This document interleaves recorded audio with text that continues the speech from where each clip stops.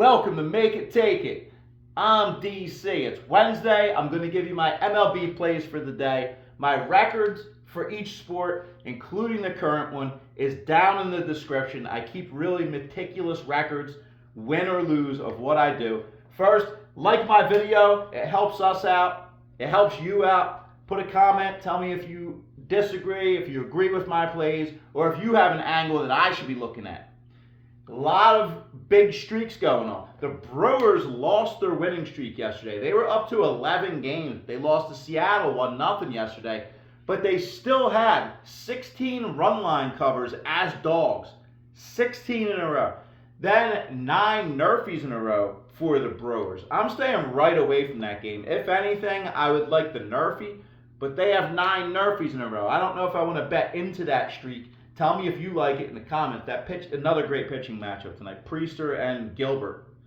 So then we have the Rangers. 9 run line covers in a row for the Rangers. Toronto, 9 wins in a row as dogs.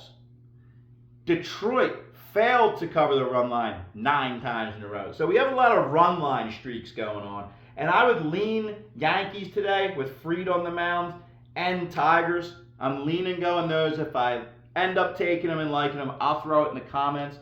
The game I am taking, when I looked at this Kansas City at Chicago Cubs game, the first thing that stuck out to me was the total's 10. So we have Seth Lugo going for Kansas City, who's been good all year, 2.94 ERA, and Ray for Chicago, who's been pitching well lately, 4.29 overall, but he has been pitching good lately. He pitched against the Phillies recently. We know how Wrigley Field is, though.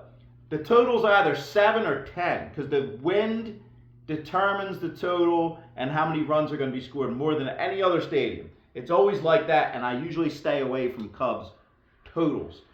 All 5 times this year, though, that the Cubs totals have been double digits, they've gone over the double digits. So they're expecting high runs today, and it makes you think even with low ERA pitchers like Lugo in the 2s, they still have this total at 10.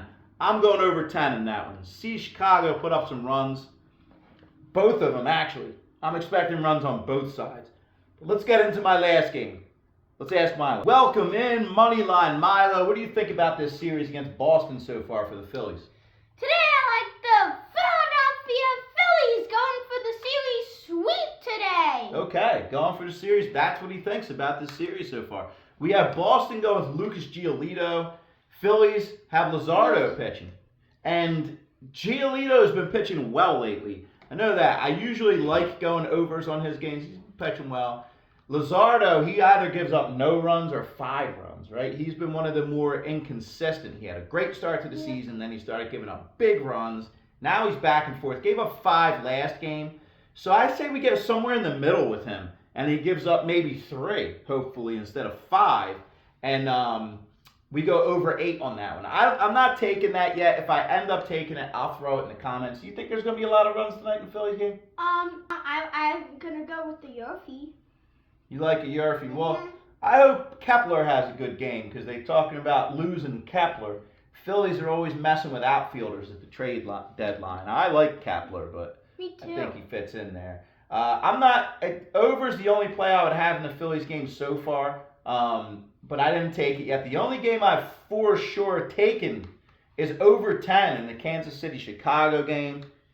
So if I add any of those plays I was talking about, I'll throw them in the comments. Please do the same. Thank you for watching. Good luck today.